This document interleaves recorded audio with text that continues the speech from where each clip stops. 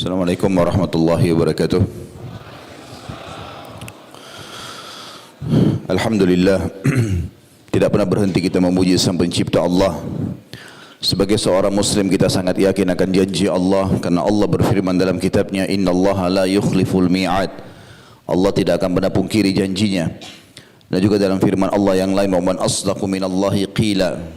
Siapa yang lebih jujur daripada Allah dalam pernyataan? Dan Allah telah menjanjikan kita dari kalimat Alhamdulillah yang merupakan kalimat syukur, dalam firman yang lain, la in syakartum la azidannakum wa la in kafartum inna adabi lasyadid. Kalau kalian bersyukur pasti aku akan tambah, dan kalau kalian kufur siksaku amat pedih. Oleh karena itu setiap muslim sangat yakin kalimat Alhamdulillah adalah kalimat syukur yang pasti akan mendatangkan dan memenuhi segala kebutuhan dia. Selanjutnya kita panjatkan salam hormat kita kepada manusia terbaik, manusia yang telah diperintahkan secara langsung oleh Allah untuk mengucapkan kepadanya salam hormat dan dijadikan ibadah bagi orang-orang beriman, dan akan dibalas 1 kali salam dengan 10 kali tambahan rahmat.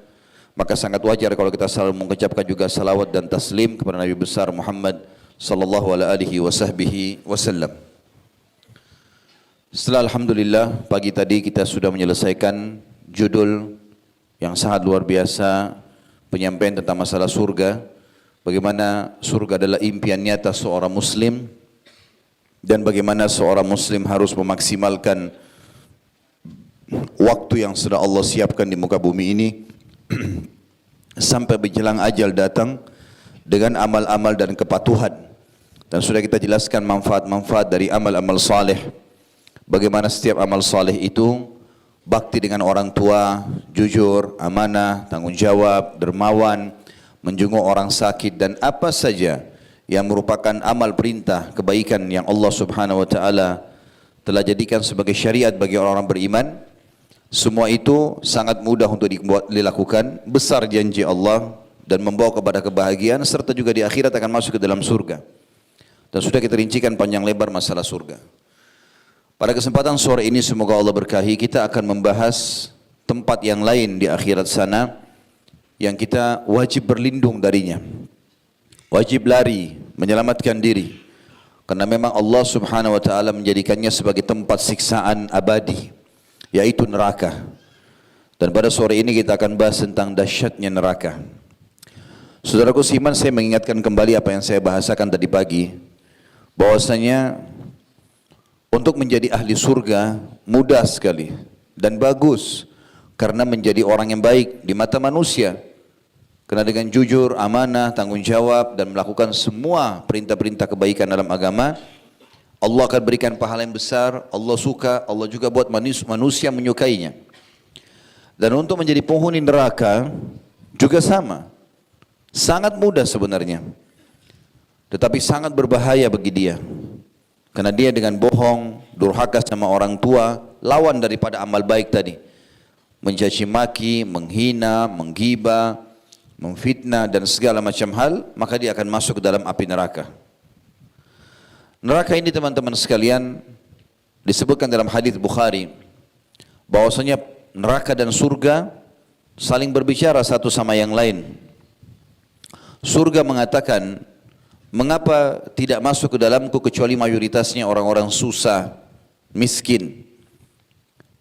Kemudian neraka mengatakan, mengapa tidak masuk ke dalamku kecuali orang-orang sombong, orang yang durhaka. Maka Allah pun menengahi di antara keduanya sambil mengatakan kepada surga, engkau adalah rahmatku yang denganmu aku membalas orang-orang yang patuh. Dan Allah berfirman kepada neraka, engkau adalah siksaku yang denganmu aku menghukum orang-orang yang membangkang. Jadi kalau surga tempat kenikmatan abadi, maka neraka tempat siksaan yang abadi. Allah Subhanahu wa taala, kita akan buka pembukaan kita untuk masalah neraka ini, memerintahkan kita untuk berlindung dari api neraka, baik dengan perbuatan, dengan ucapan, dengan sikap, ya. Di dalam Al-Quran surat Tahrim ayat 6 Allah berfirman, a'udzubillahi minasyaitonir rajim, ya ayyuhalladzina amanu qu anfusakum wa ahlikum nara wa quduhan nasu wal hijarah 'alaiha malaikatun giladun shidadun la ya'sunallaha ma amara wa yaf'aluna ma yu'marun. Hai orang-orang yang beriman, Berarti orang selain beriman mungkin tidak tersentuh dengan ayat ini. Karena Allah memang mengajak orang yang sudah yakin tentang keberadaan Allah. Selamatkan dirimu, selamatkan keluargamu, istri, anak, ya, suami, orang tua, siapa saja, kerabatmu, orang-orang terdekatmu dari api neraka. Kenapa ya Allah kami harus selamatkan dari api neraka? Memang ada apa dengan neraka? Allah bilang yang bahan bakarnya dari manusia dan batu. Kenapa manusia dan batu? Apa sebabnya di sini? Kenapa Allah sebutkan ini teman-teman? Selain memang Allah jadikan mereka sebagai pembakar atau batu bakarnya ya, atau kayu bakarnya api neraka. Kalau batu, kalau dibakar teman-teman sekalian, dia akan menyimpan panas itu. Sampai beberapa hari pun bisa menyimpan panas. Dan dia sangat efektif untuk digunakan, batu panas. Dan batu ini elemen yang bisa menyatu dengan udara. Kalau udaranya dingin dia akan dingin, kalau panas ya panas. Dan batu ini kalau sudah sampai pada puncak panas tertentu dia akan meletup-letup, meledak dan mengeluarkan serpian-serpian kecil. Begitu juga sama dengan manusia. Manusia itu kalau dijadikan dibakar, maka ada anggota tubuhnya yang mengeluarkan letupan-letupan. Kata ulama tafsir, Allah menyebutkan yang bahan bakar dari manusia dan batu, maksudnya kalian akan merasa ngeri melihat itu. Ini saja sudah siksaan. Belum kalau kita dikena dengan apinya. Allah mengatakan ditambah lagi penjaga-penjaganya. Malaikat-malaikat yang kasar, keras, tidak durhaka kepada Allah apa yang diperintahkan, dan selalu patuh dan melaksanakan apa yang dititahkan. Makna di sini kata ulama tafsir, kasar dan keras adalah tidak ada negosiasi. Allah bilang potong-potong, Allah bilang bakar-bakar, tidak ada lagi negosiasi sama para malaikat ini. Ini ayat menjelaskan tentang bahayanya api neraka. Di dalam ayat lain juga Allah Subhanahu wa taala mengingatkan kepada kita dalam surah Al-Furqan ayat 65 sampai 66. A'udzu billahi minasyaitonir rajim walladzina yaqulun rabbana shrif 'anna 'adzab jahannam inna 'adzabaha kana garama innaha sa'at mustaqarra wa muqama. Dan orang-orang yang selalu berkata dan berdoa, orang beriman selalu berdoa, ya Rabb kami, jauhkanlah kami, selamatkanlah kami dari azab neraka jahannam. Karena sungguhnya azabnya itu membuat kebinasaan yang kekal. Sungguh jahannam itu seburuk-buruk tempat menetap dan tempat kediaman. Kata ulama tafsir, kenapa Allah Subhanahu wa taala menyebutkan tempat atau seburuk-buruk tempat? Karena di neraka teman-teman tidak ada lagi kematian. Seseorang kalau disiksa, naudzubillah, dari awal dia masuk sampai entah berapa lama tidak pernah berhenti dan istirahat dari siksa. Kalau seandainya kita bicara penjara dunia, kalau ada orang di penjara di dunia ini, kemudian ada masa dia dihukum atau disiksa, dicambuk misalnya, maka kita tahu sama-sama tidak akan mungkin 24 jam. Karena yang menyambuknya pun pasti ada waktu letihnya. Di penjara bahkan ada waktu istirahat, ada waktu makan, ada waktu mandi. Walaupun tempatnya tidak senyaman kalau di rumah. Kalau neraka bukan seperti itu teman-teman sekalian. Jauh sekali perbedaannya.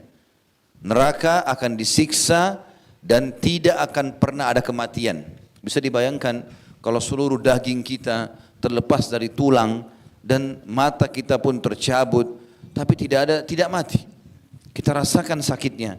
Lalu Allah kembalikan lagi itu, diutuhkan lagi. Sampai Allahu a'lam berapa lama. Kalau 3 golongan, orang kafir, musyrik, dan orang munafik kekal abadi selamanya. Orang muslim, mukmin yang asi, bermaksiat tidak sempat taubat selama di dunia, maka akan disiksa sesuai dengan kadar dosanya. Itu pun Allahu a'lam berapa lama. Hanya Allah yang mengetahui berapa lama dia disiksa. Andai saja kita merenungi satu hari waktu akhirat sebagaimana Allah sebutkan dalam Al-Quran, A'udzu billahi minasyaitonir rajim, yauma inda rabbika ka'alfi sanatin mimma ta'uddun. Satu hari di sisi Allah di akhirat nanti sama dengan 1000 tahun waktu kalian di dunia. Andai saja kita naudzubillah terjadwalkan atau seseorang terjadwalkan masuk neraka satu hari waktu akhirat, maka sama 1000 tahun disiksa non-stop 24 jam. Setengah hari saja 500 tahun.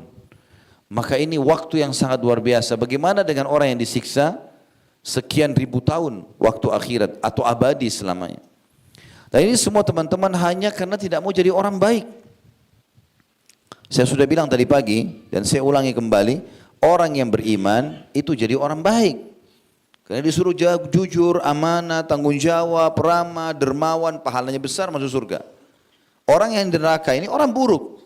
Karena buruk itu selalu yang menyebabkan masuk neraka dusta, ghibah, fitnah, mengambil hak orang lain, itu yang masuk neraka.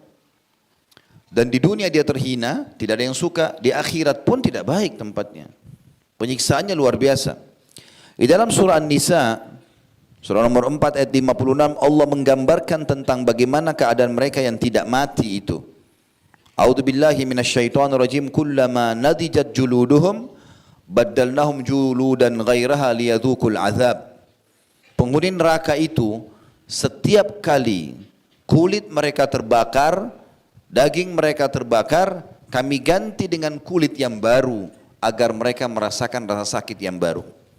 Kata para ulama tafsir dalam surah An-Nisa ayat 56 ini, mereka pada saat terbakar rusak kulitnya, rusak dagingnya, ototnya, terbakar sebagian tulangnya, pedih sekali.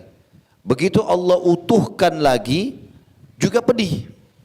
Jadi dalam kondisi dia terbakar pedih, dalam kondisi Allah ciptakan kembali juga pedih. Dan mereka merintih kesakitan sebagaimana akan kita pelajari nanti. Juga disebutkan teman-teman sekalian dalam hadis yang sahih dari Abdullah bin Mas'ud radhiyallahu anhu, beliau berkata, Nabi SAW selalu mengajarkan kami doa ini sebagaimana mengajarkan kepada kami surah dari Al-Quran, dan dianjurkan sekali untuk dibaca sebelum salam dalam solat. Allahumma inni a'udzubika min azabi jahannam. Yang paling pertama, ya Allah lindungilah kami dari siksa neraka jahannam. Wa a'udzubika min azabil qabr, dan jauhkanlah kami dari siksa kubur. Wa a'udzubika min fitnatil masihid dajjal, dan selamatkanlah kami dari fitnahnya masihid dajjal.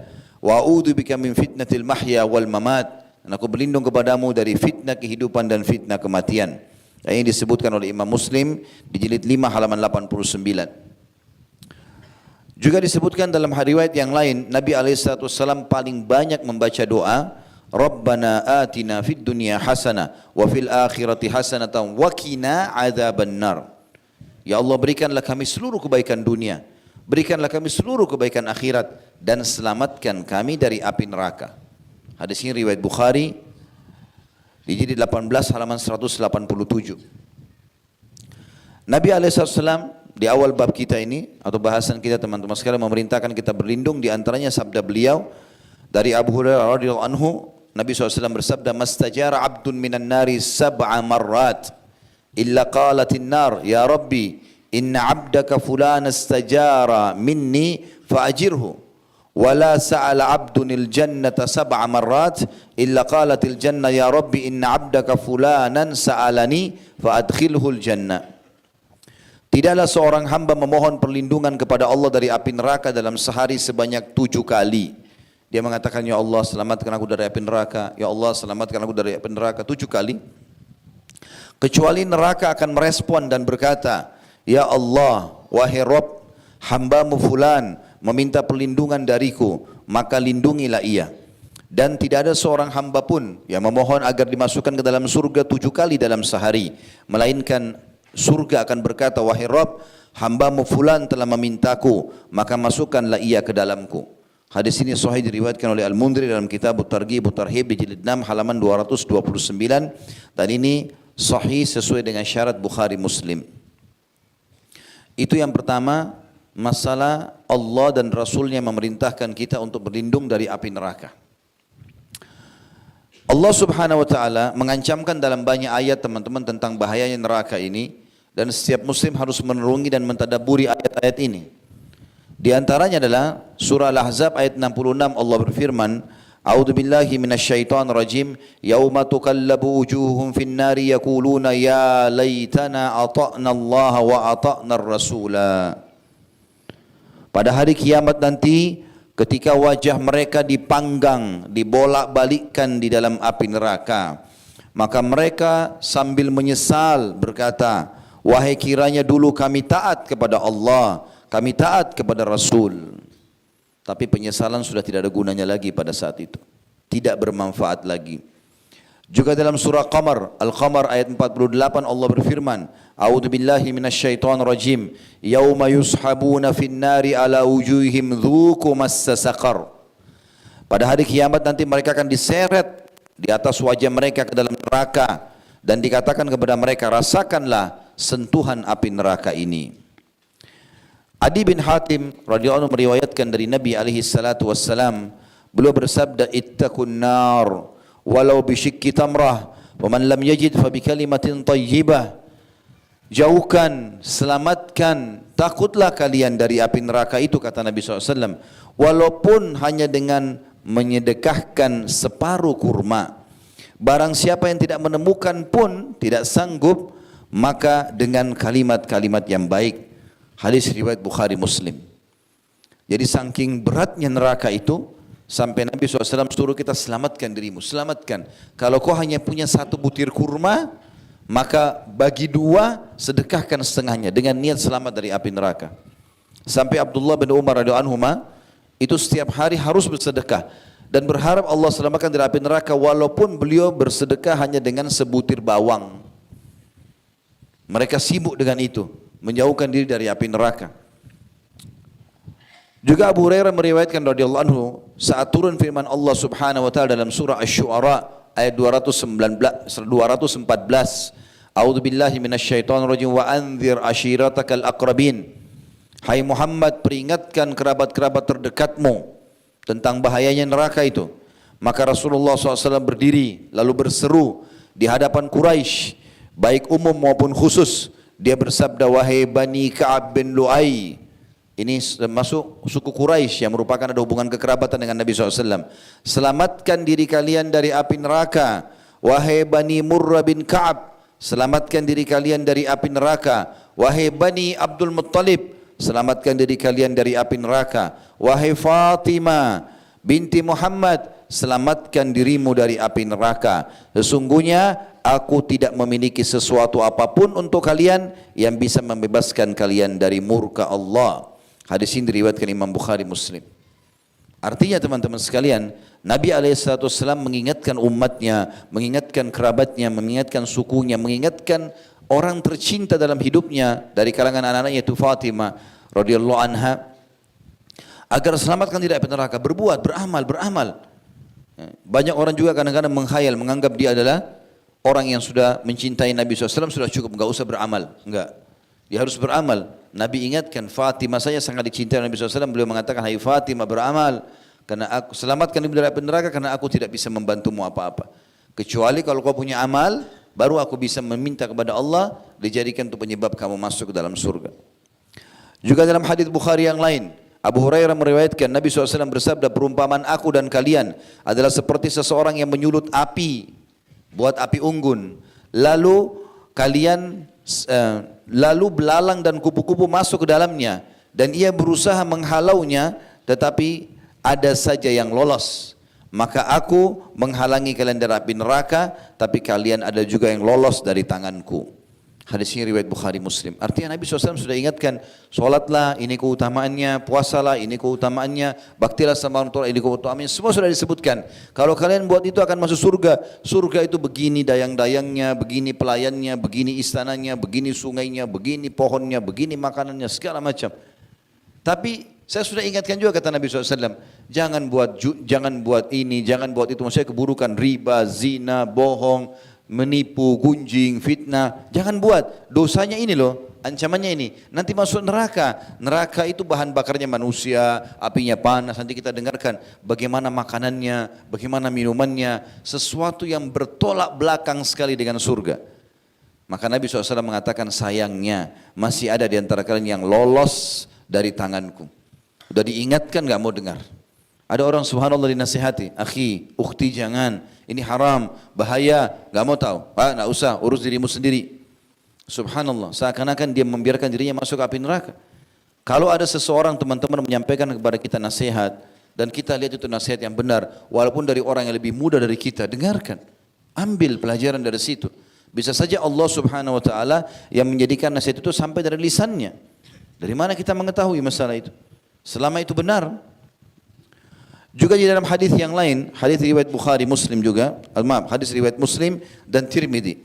Ibnu Mas'ud berkata radhiyallahu anhu bahwasanya Rasulullah SAW bersabda, neraka didatangkan pada hari kiamat dan dia akan diikat dengan 70.000 rantai. Pada setiap satu rantai ada 70.000 malaikat yang menariknya. Jadi neraka ini teman-teman bukan bangunan yang kecil, 1 hektar, 10 hektar. Ada 70.000 tali rantai. Kalau masjid ini ditarik dengan 1.000 rantai saja, 1.000 orang yang tarik mungkin bisa rubuh bangunan. Ya. Maka ini 70.000 rantai, di setiap satu rantai saking besarnya ada 70.000 malaikat. Perlu kita garis bawahi juga ya, malaikat ini makhluknya Allah yang paling besar yang Allah ciptakan. Walaupun mereka beragam lagi. Allah mengatakan dalam Al-Quran, uli ajnihati mathna wa thulatha wa ruba'. Malaikat itu yang paling kecil, ada yang memiliki 2 sayap, 3 sayap dan 4 sayap. Kata sebagian ulama, yang dimaksud 2 sayap adalah 2 di kanan, 2 di kiri. 3 di kanan, 3 di kiri, 4 di kanan, 4 di kiri. Dan sayap ini kalau di jenis hewan, burung-burungan, dia akan bagus terbangnya kalau minimal sepanjang tubuhnya atau lebih panjang. Kita lihat kadang-kadang burung nggak bisa terbang kalau sayapnya lebih kecil dari tubuhnya. Nah, tidak bisa terbang. Maka berarti malaikat-malaikat ini sangat besar. Sangat besar itu. Nah, ada 70.000 malaikat yang menarik itu. Banyak ciri-ciri malaikat ya. Ada yang sangat besar yang Allah ciptakan, ada juga malaikat yang tadi yang paling kecil memiliki 2 kanan 2 kiri, dan 2 kanan 2 kiri berarti dua sayap itu selebar tubuhnya, dan 4 sayap berarti kiri kanan. Seperti misalnya contoh malaikat Zabaniyah yang Allah mengatakan falyad'u nadiya sanad'u Zabaniyah. Mereka nanti penghuni neraka silakan panggil siapa saja, dan kami akan panggil Zabaniyah. Siapa tuh Zabaniyah? Malaikat penjaga neraka yang tidak ada senyumnya, kasar, keras, kerjanya diciptakan hanya untuk menyiksa. Maka disebutkan cirinya oleh Nabi SAW, kalau seorang penunggang kuda dengan kecepatan tinggi selama 60 tahun, riwayat lain 100 tahun, jalan dari awal pundaknya, ya 100 tahun atau 60 tahun dua riwayat ini, belum bisa melewati setengah lehernya malaikat Zabaniyah. Malaikat yang besar, yang kasar, yang keras. Ini bukan seorang bodyguard manusia masih bisa kita lawan. Tidak bisa sama sekali dilawan. Neraka memiliki 7 buah pintu, dan di setiap pintu itu ada jenis siksaan tertentu. Allah sebutkan dalam surah Al-Hijr ayat 44. A'udzu billahi minasyaitonir rajim. Laha sab'atu abwabin likulli babin minhum juz'um maqsum. Neraka jahanam mempunyai 7 pintu. Setiap pintu telah ditetapkan untuk golongan tertentu dari mereka. Juga Nabi SAW merincikan Al-Hijr 44 ini dalam sabda beliau, hadis riwayat Ahmad dan disahihkan oleh Syekh Albani, Utbah bin Abdis Salam atau Sulami, Utbah bin Abd As-Sulami, ya, radhiyallahu anhu menceritakan, aku mendengarkan Nabi SAW bersabda, surga itu memiliki 8 buah pintu dan neraka memiliki 7 buah pintu. Neraka ini teman-teman sekalian adalah panasnya bukan panas yang biasa. Kira-kira saya mau tanya teman-teman, api yang kita pakai untuk di rumah kita, di rumah saja kita, panas gak? Ya, kita ambil contoh misalnya, lilin saja. Gak usah kita bicara kompor gas, mungkin agak kuat. Lilin kita bisa padamkan dengan jari kita kan. Baik, kalau kita biarkan lilin menyala dan kita letakkan ibu jari kita di atasnya, hitungan detik saja. Panas gak kira-kira? Kalau kita biarkan 1 menit teman-teman mungkin luka bakar tangan kita. Dan itu sudah cukup membuat kita kesakitan selama 2 minggu, 3 minggu. Iya kalau gak dioperasi, karena kulitnya terbakar. Bagaimana teman-teman sekalian kalau api itu membakar seluruh tubuh? Panas sekali. Itu baru api dunia. Kita dengarkan bagaimana panasnya api di akhirat nanti. Dan api dunia ini salah satu dari bagian api akhirat. Allah berfirman dalam surah Al-Baqarah ayat 24, A'udzu billahi minasyaitonir rajim. Fa in lam taf'alu wa lan taf'alu fattaqun nar allati waquduha an-nas wal hijarah uiddat lil kafirin. Jika kalian tidak mampu melakukannya, dan pasti kalian tidak akan mampu. Ya. Kalau misalnya orang-orang kafir, mereka tidak mau memang beriman, maka tidak akan pernah ada jalan menurut mereka. Maka takutlah kalian kepada api neraka yang bahan bakarnya manusia dan batu, yang disediakan untuk orang-orang kafir. Disebutkan dalam sebuah hadis yang merincikan masalah ini adalah sabda Nabi SAW yang mulia dalam hadis Bukhari Muslim. narukum hadhihi allati yukidu banu Adam juz'un wahidun min sab'ina juz'an min nari jahannam. Ketahuilah kata Nabi SAW, api yang kalian pakai, yang dinyalakan oleh anak Adam itu hanya bagian 1 dari 70 bagian panasnya api neraka. Qalu wallahi in kanat lakafiyah. Kata para sahabat, wallahi ya Rasulullah, demi Allah, api dunia saja kalau dipakai bakar buat siksa kami, itu udah cukup. Maka kata Nabi SAW, qal innaha fuddilat alaiha bitis'atin wa sittina juz'a kulluhunna mithlu harriha. Ketahui nanti di akhirat Allah akan lipat gandakan 69 kali lipat lagi dari yang ada sekarang, ya, dan setiap bagian itu sama panasnya. Tadi saya baru kasih contoh teman-teman lilin. Tapi sebagian ulama mengatakan kalau mau tahu panasnya api neraka jangan lihat api lilin. Tahu kalau mungkin yang tahu pabrik kaca ya, pabrik baja, biasa menggunakan api. Ya. Maka apinya itu saking panasnya orang yang masuk harus pakai penahan untuk di wajahnya. Kalau enggak serpiannya itu panasnya bisa membakar. Ya. Maka itu yang dimaksudkan teman-teman sekalian. Itu yang terpanas itu, itulah api bagian dunia dan di akhirat masih ada 69 kali lipat dari itu. Semua ini hanya pembangkangan. Mau jadi orang jahat di dunia. Sibuk gibah orang, sibuk fitnah. Teman-teman sekalian, hiduplah menjadi orang yang mengurus diri sendiri. Jangan urus orang lain. Dosa itu ada 2. Ada dosa berhubungan dengan Allah Subhanahu wa taala dan ini Allah punya sifat Maha Pengampun, Maha Penyayang.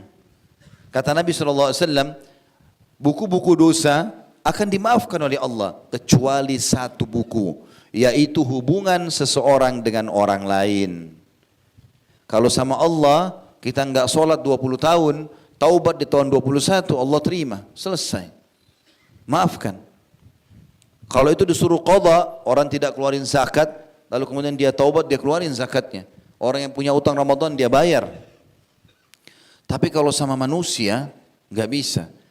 Kata Nabi SAW, buku pelanggaran berhubungan dengan makhluk, Allah tidak akan selesaikan sampai pemiliknya mengambil haknya. Haknya. Kalau berhubungan dengan manusia ada 3 dosa. Ada dosa yang berhubungan dengan masalah pengambilan materi. Kayak mencuri misalnya. Ngambil bendahnya dia. Ini cara taubatnya harus taubat kepada Allah. Minta maaf sama dia dan kembalikan curian itu. Kalau tidak, dia akan tuntut hari kiamat. Yang kedua, perusakan citra. Ghibah, fitnah, mencaci. Ini harus minta maaf. Lalu kemudian memperbaiki nama dia. Yang ketiga adalah perusakan fisik. Memukul, melukai badan. Ini hukumnya taubat kepada Allah. Lalu minta maaf sama dia. Kalau dia maafkan tidak masalah. Tapi kalau tidak, ada kisos. Kalau kita cungkil mata orang, mata kita juga dicungkil. Kalau kita jatuhin giginya, dijatuhin juga gigi. Bahkan setiap anggota tubuh ini ada dia. Ada dendahnya. 1 gigi itu bisa dibayar atau harus dibayar dengan 10 ekor unta.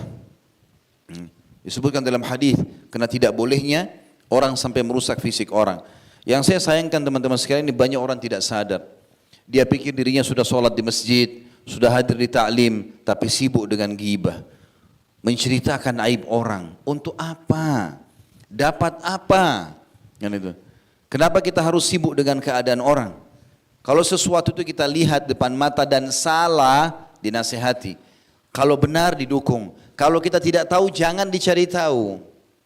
Tidak usah kita menanyakan, kamu dari mana, kamu mau kemana, bukan urusan kita. Kecuali kita dasarnya atasannya, orang tuanya, kalau enggak usah tanya. Kenapa kamu pakai baju itu? Kenapa kamu pakai sendal ini? Kenapa beli mobil merek itu? Kenapa kamu menikah sama fulan? Bukan urusan kita, urusan dia. Kecuali depan mata kita itu salah. Dalam agama baru kita nasihatin. Berapa banyak orang yang sibuk dengan keadaan ini? Ghibah itu teman-teman adalah sesuatu aib yang ada pada orang. Bahkan di Indonesia ini dijadikan sebagai berita, hot news. Ya. Tidak seru TV kalau tidak ada gosipnya. Ceritain aib orang. Ada yang lebih bodoh lagi orang-orang tidak mengerti apa-apa, dia dengarin, dia sebarkan juga. Padahal ingat, cara taubatnya harus minta maaf. Bisa enggak antum ketemu sama orang itu? Ketemu saja, belum tentu dia maafkan. Belum tentu dia maafkan. Lalu untuk apa teman-teman sekalian? Makanya Nabi SAW ingatkan dalam hadis Bukhari Muslim, Man kana yu'minu billahi wal yaumil akhir, falyakul khairan aw liyasmut. Sampai mengaku beriman pada Allah hari akhir, dia mau masuk surga nanti di akhirat, dia hanya ucapkan yang baik. Kata ulama hadis, yang baik itu adalah zikrullah, baca Quran, berdoa, nasihat atau tanya kabar. Yang lain nanya-nanyain macam-macam tidak ada manfaatnya, tidak ada yang ditanya. Makanya Nabi SAW mengatakan juga dalam hadis lain, min husni islamil mar'i tarkuhu ma la ya'ni. Termasuk kesempurnaan Islam seseorang muslim adalah meninggalkan apa yang tidak bermanfaat bagi dia, baik pertanyaan ataupun sikap atau perilaku. Di dalam hadis yang lain dari Abu Hurairah radhiyallahu anhu bahwasanya Nabi SAW bersabda, ketika Allah menciptakan surga, dia mengutus Jibril kepada surga lalu berfirman, lihatlah padanya dan apa yang aku sediakan bagi penghuninya. Lalu Jibril mendatangi dan melihatnya, berikut apa yang disediakan oleh Allah untuknya. Lalu kemudian ia kembali kepadanya dan mengatakan, demi keperkasaanmu tidak ada seorang pun dari hambamu mendengarnya saja, mendengar surga, kecuali pasti dia akan berusaha masuk ke dalamnya. Kemudian Allah memerintahkan supaya surga dikelilingi dengan hal-hal yang tidak disenangi. Bangun sholat malam, ya tidak boleh ini, tidak boleh itu. Lalu Allah memerintahkan kepada Jibril, kembalilah kepadanya. Lihat lagi sekarang surga itu. Apa yang aku sediakan bagi penghuninya di dalamnya. Lalu Jibril datang dan melihat, kemudian kembali lagi mengatakan, setelah melihat surga itu dikelilingi dengan makarih, hal-hal yang orang tidak suka. Lalu dia mengatakan, ya Allah, aku khawatir tidak ada seorang pun yang bisa lolos masuk ke dalamnya. Lalu Allah berfirman, pergilah ke neraka, lalu lihatlah kepadanya dan apa yang aku sediakan untuk penghuninya di dalamnya. Ternyata neraka bertumpukan satu sama yang lain, panas sekali, apinya menyambar sana sini. Dan akhirnya ia kembali lalu mengatakan, demi keperkasaanmu tidaklah seseorang mendengarkan lalu ia memasukinya, pasti dia akan ketakutan. Lalu Allah Subhanahu wa taala memerintahkan agar neraka dikelilingi dengan syahwat, hawa nafsu, mengganggu orang dan segala macam perbuatan buruk. Lalu Allah menyuruh Jibril lagi kembali untuk melihat, kembalilah dan lihatlah neraka itu. Lalu kemudian dia kembali dan mengatakan, demi keperkasaanmu sungguh aku khawatir tidak ada seorang pun yang selamat darinya. Hadis ini riwayat Abu Daud. Saudaraku seiman, api itu kalau awal dibakar biasanya dia berwarna orange, ya. Kemudian bisa berpindah ke hijau, biru, ya. Tingkatan-tingkatannya ada. Kalau mulai panas sekali biasanya merah, agak gelap. Lebih panas lagi kalau sudah hitam, ya. Itu memang tahapan panasnya. Dan neraka jahanam itu hitam. Jadi bukan api merah seperti yang kita bayangkan, karena sudah terlalu panas.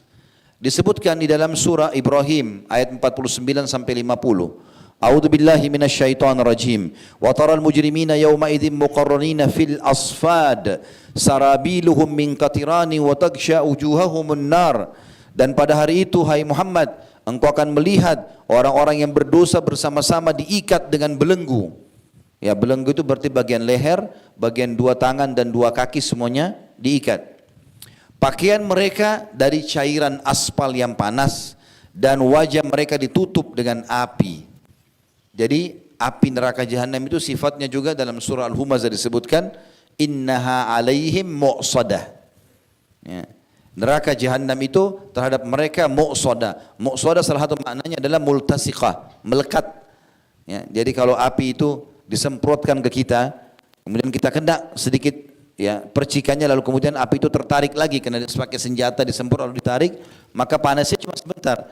Tapi kalau di badan kita ada pelekatnya, lalu api itu disemprotkan lalu melekat di badan kita, kita berusaha padamkan nggak bisa, ini baru sempurna siksaannya. Allah sebutkan ciri neraka jahanam itu sudah panas, lalu Allah bilang innaha alaihim mu'sadah. Sesungguhnya itu meliputi mereka, melekat pada tubuh mereka, tidak berhenti apinya sampai Allah perintahkan. Terus kulitnya, urat-uratnya, ototnya sampai ke tulangnya. Padamnya kalau Allah suruh padam. Di dalam hadis yang merincikan masalah itu, hadis yang sahih diriwayatkan Tirmidzi, kata Nabi SAW, Abu Hurairah berkata, radhiyallahu anhu, neraka telah dinyalakan selama 1000 tahun, sehingga menjadi merah, lalu dinyalakan selama 1000 tahun lagi hingga menjadi putih, lalu dinyalakan selama 1000 tahun lagi hingga menjadi hitam, maka dia hitam seperti gelapnya malam. Abu Hurairah juga berkata radhiyallahu anhu dalam riwayat lain, apakah kalian menyangka neraka itu merah seperti api kalian? Sungguh ia lebih hitam daripada ter. Hadis ini sahih diriwayatkan oleh Imam Malik dalam kitab Muwatta'nya. Juga Abu Musa al-Asy'ari radhiyallahu anhu mengatakan, Nabi SAW bersabda, ada 4 perkara yang masih tersisa dalam umatku dari perkara-perkara jahiliyah yang tidak bisa mereka tinggalkan. Yang pertama, bermegah-megahan dengan keturunan, selalu merasa bangga sukunya lebih baik daripada suku yang lain, kecuali orang yang Allah rahmati. Kalau dia sudah faham maka dia tidak akan berbangga-bangga dengan itu. Kemudian yang kedua, mencaci maki nasab, ya. Mencaci maki ayahnya orang, ibunya orang, kakeknya, sukunya. Yang ketiga, meminta hujan pada bintang, ya. Dan ini juga termasuk tathayyur, tidak boleh. Makanya pernah satu kali dalam hadis Bukhari, Nabi SAW tiba di subuh hari, lagi imami sholat subuh, lalu hujan lebat turun, lalu beliau mengatakan, sesungguhnya Allah berfirman kepadaku, telah tiba hamba-hambaku pagi ini dalam keadaan beriman dan ada yang kafir. Kalau yang mengatakan hujan ini turun karena izin Allah, maka dia beriman kepada Allah dan kufur kepada bintang-bintang. Dan yang mengatakan hujan ini turun karena bintang ini dan bintang itu, dia telah beriman pada bintang dan kufur kepada Allah. Tidak ada yang mengatur, menurunkan, ya, menghalang semua apapun di muka bumi dan alam semesta ini kecuali Allah. Kemudian yang keempat adalah wanita yang meratapi kematian, ya, niyaha, mukul-mukul badan, robek-robek baju, tarik rambut, ya, pada saat kematian. Jika tidak bertaubat sebelum mati semua ini pelaku-pelakunya, maka ia akan datang hari kiamat dengan memakai pakaian dari pelengking atau ter yang panas dan dari baju api yang menyala-nyala. Hadis ini riwayat Ahmad, At-Tabarani, Al-Hakim dan disahihkan oleh Syekh Albani. Di neraka teman-teman ada lembah-lembah, tempat penyiksaan. Lembah itu seperti cekungan yang ada di padang pasir. Dan di dalam setiap lembah ada siksaannya. Allah Subhanahu wa taala menyebutkan di dalam Al-Quran surah Maryam ayat 59, A'udzubillahi minasyaitonir rajim, fa khalafa min ba'dim khalfun adha'us salata wattaba'us syahawat fasawfa yalqauna ghayya. Lalu datanglah setelah mereka pengganti yang mengabaikan solat dan mengikuti keinginannya, maka mereka kelak akan tersesat. Abdullah bin Mas'ud menjelaskan tentang firman Allah, fasawfa yalqauna ghayya, mereka pasti akan sesat nantinya. Yakni dimaksud sebuah lembah di neraka jahanam yang sangat dalam dasarnya, sangat busuk baunya. Hadis ini disebutkan dalam tafsir Ibnu Katsir di jilid 3 halaman 128. Juga Nabi SAW bersabda melalui Ali bin Abi Thalib radhiyallahu anhu yang menyampaikan hadis riwayat Baihaqi dengan sanad hasan, ta'awwadhu billahi min jubbil hazan aywadil hazan. Qila ya Rasulullah, wa ma jubbul hazan? Aywadil hazan, qala wadin fi jahannam tata'awwadhu minhu jahannamu kulla yawmin 70 marrah a'addaha Allahu lil qurra'il mura'in. Berlindunglah kalian dari lembah neraka jahanam yang bernama lembah al-hazan, lembah kesedihan. Lalu ditanyakan, ya Rasulullah, apa itu lembah kesedihan? Maka Nabi SAW bersabda, sebuah lembah di neraka jahanam yang neraka jahanam sendiri berlindung kepadanya 70 kali setiap harinya. Ia disediakan oleh Allah untuk para pembaca Al-Quran yang riya. Ya. Ini menandakan memang di neraka jahanam ada, ya, ada lembah, ya, ada lembah. Neraka jahanam juga sangat dalam teman-teman sekalian. Disebutkan di dalam surah An-Nisa ayat 145, Allah berfirman, A'udzubillahi minasyaitonir rajim, innal munafiqina fid darkil asfali minan nar. Sesungguhnya orang-orang munafik yang pura-pura Islam tapi mereka bukan muslim, pada tingkatan yang paling rendah dan paling bawah dari api neraka. Seperti apakah dalamnya neraka itu? Dikatakan paling rendah, berarti paling berat siksaannya. Karena semua kata ulama tafsir, dari tingkat pertama sampai tingkat sebelum terakhir, panasnya tersusun. Maka yang paling bawah adalah yang paling panas. Disebutkan bahwasanya Utbah bin Ghazwan berkhutbah radhiyallahu anhu di kota Basra. Pada saat beliau mengingatkan penduduk Basra yang banyak berkeluh kesah tentang kekurangan harta padahal mereka sudah melimpah dan mereka sibuk dengan urusan dunianya, lupa akhiratnya. tinggalkan jihad, malas solat berjamaah di masjid. Maka beliau khutbah lalu beliau mengatakan, ketahuilah telah sampai kepada kami bahwasanya batu dilemparkan dari pintu utama neraka, terus saja melayang selama 70 tahun dan belum mencapai dasarnya. Demi Allah, ia akan penuh. Apakah kalian heran? Juga Hasan Basri rahimahullah mengatakan, Umar bin Khattab radhiyallahu anhu mengatakan, perbanyaklah mengingat neraka karena apinya sangat panas, dasarnya sangat dalam, dan alat pemukulnya terbuat dari besi. Hadis riwayat Tirmidzi dengan sanad hasan. Abu Hurairah juga meriwayatkan radhiyallahu anhu, kami tengah berada di sisi Nabi sallallahu alaihi wasallam, lalu kami mendengar suara gemuruh yang sangat keras seperti guntur yang menggelegar. Lalu kami bertanya, lalu Nabi SAW bertanya, tahukah kalian suara apa itu? Kami menjawab, Allah dan Rasulnya yang lebih tahu. Beliau menjawab, ini adalah batu yang dikirimkan Allah ke dalam neraka Jahannam sejak 70 tahun dan baru kali ini tiba di dasarnya. Hadis ini diriwayatkan oleh Imam Muslim. Jadi neraka teman-teman bukan bangunan yang kecil, 1 hektar, 5 hektar, 10 hektar, 100 hektar. Dalamnya 70 tahun. Artinya kalau kita dilempar saja melayang-layang 70 tahun baru sampai ke dasarnya. Ini pun kata ulama hadis, kalau yang dimaksud 70 tahun waktu dunia, kalau waktu akhirat itu berarti dikali 1000, gitu kan? Dan itu sangat dalam, siksaan yang tidak berhenti. Dari sana sini jeritan-jeritan, ya. Di neraka Jahannam tidak cukup saja teman-teman sekalian seseorang itu dilempar lalu dibakar. Tetapi supaya dia merasakan maksimal, maka dia akan dirantai, dibelenggu. Allah menyebutkan dalam surah Insan ayat 4, A'udzubillahi minasyaitonir rajim. Inna a'tadna lil kafirina salasila wa aglalan wa sa'ira. Sungguh kami telah menyediakan bagi orang-orang kafir rantai-rantai, belenggu-belenggu dan neraka yang menyala-nyala. Disebutkan dari hadis Nabi SAW, beliau mengatakan, sungguh kalau mata rantainya neraka itu, ya, mengisyaratkan seperti batok kepala manusia. Kata Nabi SAW, kalau satu mata rantai neraka seperti batok kepala manusia, itu dilempar dari langit ke bumi sejauh perjalanan 500 tahun, niscaya sampai ke bumi sebelum malam. Jika ia dikirim dari pangkar rantai, niscaya berjalan selama 40 tahun, malam dan siang sebelum sampai ke dasarnya. Artinya rantai yang sangat besar dan akan melilit badan seseorang ahli neraka. Jadi tinggi orang ahli neraka itu akan kita kembali di akhirat seperti surga, 60 hasta ke langit, 60 siku, 30 meter tingginya. Penghuni surga, penghuni neraka awal dibangkitkan, tapi penghuni surga tetap dengan tinggi itu, nanti ahli neraka dibesarkan lagi, lebih besar daripada itu. Kemudian nanti mereka dikasih rantai 70 hasta. Jadi kata ulama dililit dari kakinya, diputar rantai itu terus, tidak ada jarak diantaranya sampai ke kepala. 5 hasta itu dilebihkan di atas kepala, 5 hasta dilebihkan di kaki. Maka dia seperti makanan yang akan dipanggang, tidak bisa bergerak. Sehingga kalau kena api neraka, rantai tersebut akan menyala lalu membakar tubuhnya, serta api itu akan menembus sampai ke tulang-tulangnya. Dia tidak mati, hangus, belang, bolong badan-badannya, rusak organ tubuhnya. Kalau sudah rusak sama sekali, Allah ganti lagi dengan yang baru. Dan proses pengembalian supaya utuh itu juga sudah cukup untuk pedih. Kalau tadi pagi saya sempat jelaskan teman-teman, ahli surga makan dan minum bukan karena lapar dan bukan karena haus. Dan ini menyebabkan orang menikmati itu. Kita kalau lagi lapar, pengen makan apa saja, intinya lapar kita hilang. Sehingga kita sudah tidak menikmati makanan.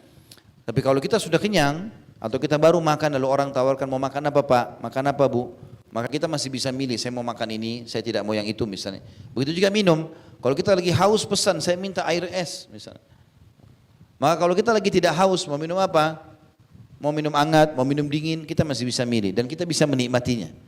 Di surga orang makan dan minum bukan karena lapar, bukan karena haus, sehingga dia menikmati sekali. Tapi di neraka tidak, akan muncul setiap saat rasa lapar, rasa haus. Tapi perhatikan apa yang Allah kasih kepada mereka. Minumannya apa? Makanannya apa?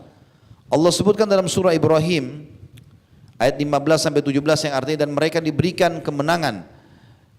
Dan mereka memohon diberikan kemenangan, dan binasalah semua orang yang berlaku sewenang-wenang lagi keras kepala. Di hadapan mereka neraka Jahannam, dan dia diberi minuman dengan air nanah. yang ditegukkan air nanah itu dan dia hampir tidak bisa menelannya, dan datanglah bahaya maut kepadanya dari segenap penjuru, tetapi dia tidak juga mati, dan di hadapannya masih ada azab yang berat. Dari surah Ibrahim ayat 15-17 menjelaskan mereka akan diberikan minuman nanah.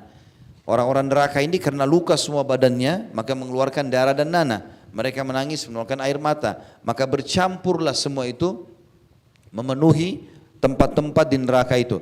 Lalu Allah jadikan itu sebagai minuman dan makanan mereka.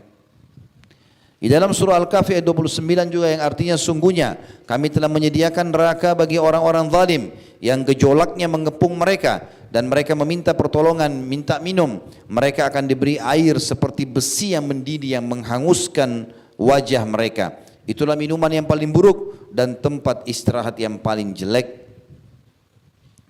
Hadis Nabi SAW menjelaskan masalah minuman ahli neraka disebutkan dalam hadis riwayat Tirmidzi dengan sanad hasan. Kata Nabi SAW, innal hamima la yusabbu ala ru'usihim fayanfudul hamimu hatta yakhlusa ila jawfi fayaslitu ma fi jawfi hatta yamruqa min qadamaihi wa huwa as-sahru thumma yu'adu kama kan. Air panas benar-benar dituangkan di atas kepala mereka, lalu air panas itu menembus hingga ke perutnya, lalu memotong-motong segala sesuatu yang ada dalam perutnya hingga keluar dari kedua telapak kakinya dalam keadaan meleleh, kemudian dikembalikan seperti sedia kala. Artinya kalau mereka haus, mereka akan minta minuman, mau tidak mau, dan tangan mereka diikat, kaki mereka diikat, mulut mereka terbuka, maka apapun yang datang kepada mereka harus mereka minum, apakah darah, apakah nanah, apakah air panas yang mendidih, dan tadi dikatakan juga timah atau besi yang dilelehkan. Maka bergonta-ganti diberikan ini. Ini juga semua minum pun adalah siksaan. Kalau di dunia ada orang disiksa, lalu dia kehausan, lalu musuhnya kasih minum air, maka air menghilangkan dahaga. Kalau di neraka tidak. Air itu pun adalah penyiksaan. Itu saya sendiri penyiksaan juga. Juga disebutkan dalam hadis Asma binti Yazid radhiyallahu anha bahwasanya Nabi SAW bersabda, man syaribal khamr lam yardallahu anhu arba'ina laylah. Siapa yang meminum khamr, maka Allah tidak ridho kepadanya 40 malam. Fa in mata mata kafira. Kalau dia mati dia bisa mendapatkan dosa kekafiran. Fa in ada kana haqqan 'ala Allah an yasqiyahu min tinatil khabal. Dan kalau dia masih hidup dan dia tetap kembali minum khamr setelah ada peringatan kepadanya, maka dia akan diminumkan minuman tinatul khabal.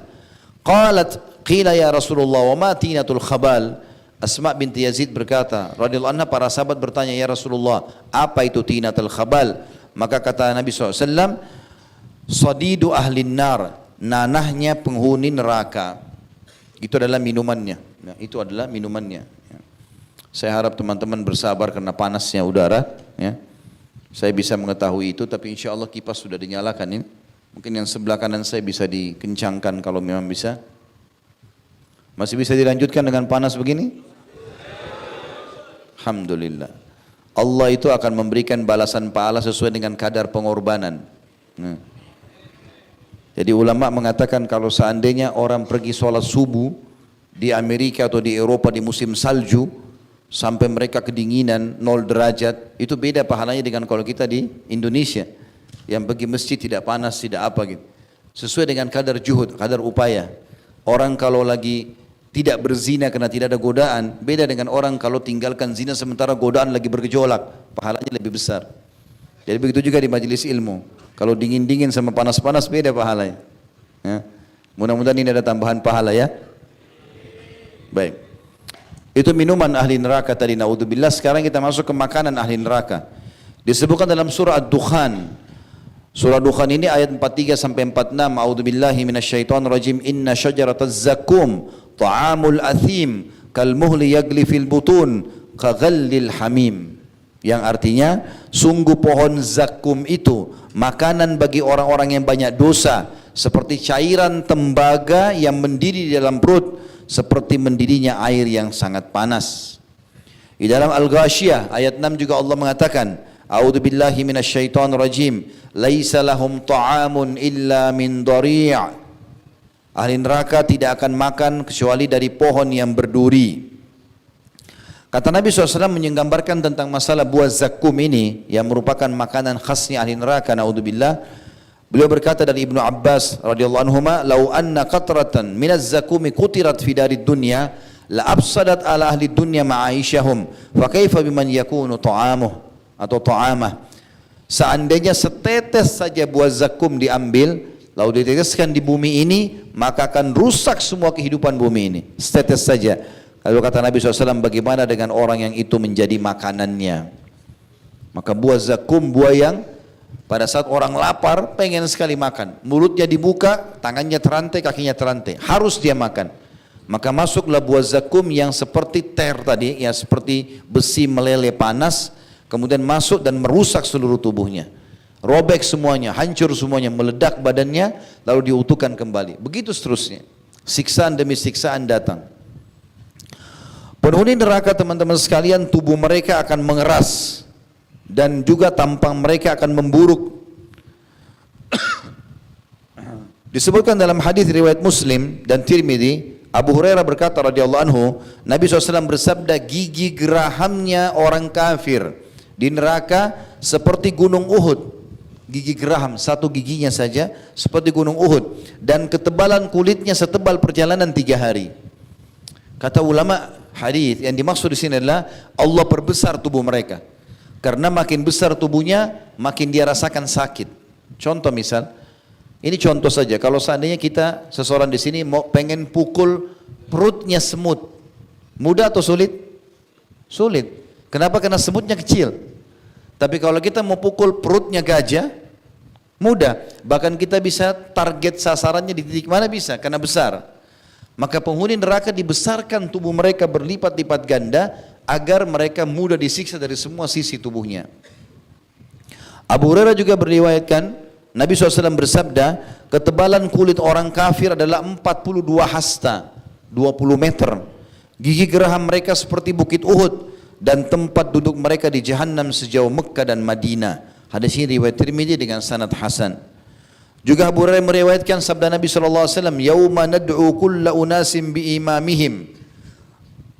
Ingatlah pada hari kami memanggil manusia dengan imam mereka, memimpin mereka masing-masing. Surah Isra ayat 71. Seseorang dari mereka dipanggil, lalu diberikan buku catatannya dengan tangan kanannya. Ia ditinggikan tubuhnya menjadi 60 hasta. Diputihkan wajahnya dan di kepalanya dipasang mahkota dari cahaya yang berkilauan. Ini kalau orang itu beriman. Dia akan dipanggil nanti, lalu diberikan buku catatan dengan tangan kanannya. Dia sudah tahu dia akan masuk surga. Di hari kiamat kita kalau terima buku di tangan kanan berarti akan ahli surga, tangan kiri berarti penghuni neraka. Lalu diputihkan wajahnya dan di kepalanya dipasangkan mahkota dari cahaya yang berkilauan. Ia pun kembali kepada teman-temannya orang beriman. Ketika mereka melihatnya dari jauh, mereka mengatakan, "Ya Allah, berikanlah kepada kami seperti ini, berkahilah kami dalam hal ini." Hingga ia datang kepada teman-temannya, lalu mereka mengatakan, bergembira. Lalu ia mengatakan, "Bergembiralah, setiap orang dari kalian akan seperti ini." Kemudian orang-orang kafir, maka wajah mereka dihitamkan pada hari kiamat, ya, karena ada api yang melekat di wajahnya, dan tubuhnya ditinggikan menjadi 60 hasta, 30 meter dalam rupa Adam, dan dipakaikan mahkota dari api. Ketika sahabat-sahabatnya melihatnya, mereka mengatakan, "Kami berlindung kepada Allah dari keburukan ini. Ya Allah, jangan berikan kepada kami seperti ini." Lalu ketika ia datang, dia mengatakan kepada teman-temannya, dia mengatakan, "Ya Allah, hinakanlah." Ya, teman-temannya mengatakan, "Ya Allah, hinakan dia, jauhkan dari kami." Lalu ia mengatakan, "Semoga Allah menjauhkan kalian, tapi ketahuilah sesungguhnya pasti seseorang di antara kalian akan seperti ini." Hadis ini hasan, diriwayatkan oleh Tirmidzi. Mujahid berkata, rahimahullah, Ibnu Abbas pernah bertanya, "Tahukah kamu bagaimana luasnya neraka Jahannam?" Kata Mujahid, "Tidak tahu." Maka ia mengatakan, "Ya, demi Allah kau tidak tahu bahwa jarak antara daun telinga salah seorang dari mereka dengan pundaknya." Jadi antara telinga ini sama pundak, jarak ini saja. Orang kafir neraka, kata Ibnu Abbas, jarak antara daun telinga salah seorang dari mereka dengan pundaknya sejauh jarak 70 tahun. Di dalamnya mengalir lembah-lembah nanah dan darah, kena luka semuanya. Aku bertanya, apakah sungai-sungai? Maka ia mengatakan tidak, tapi lembah-lembah.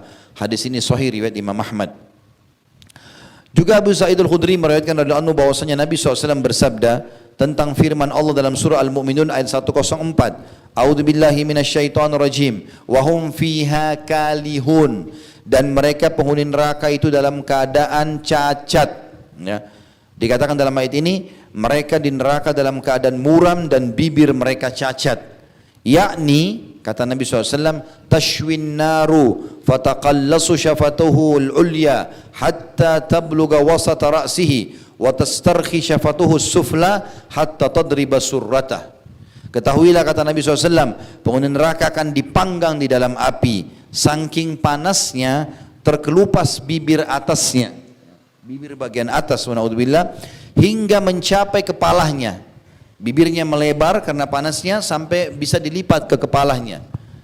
Dan bibir bawahnya meleleh, membesar sampai bisa ke pusarnya. Hadis ini riwayat Tirmidzi dan dinilai hasan sahih.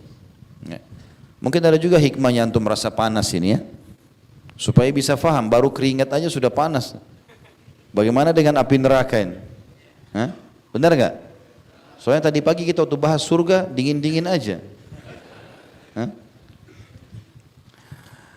Kemudian Al-Harith bin Aqyas radhiyallahu anhu mengatakan, Nabi SAW bersabda, inna min ummati man yadkhulul jannata bi syafa'atihi aktsaru min mudar. Wa inna min ummati man ya'dhumu lin-nari hatta yakuna ahada zawayahu.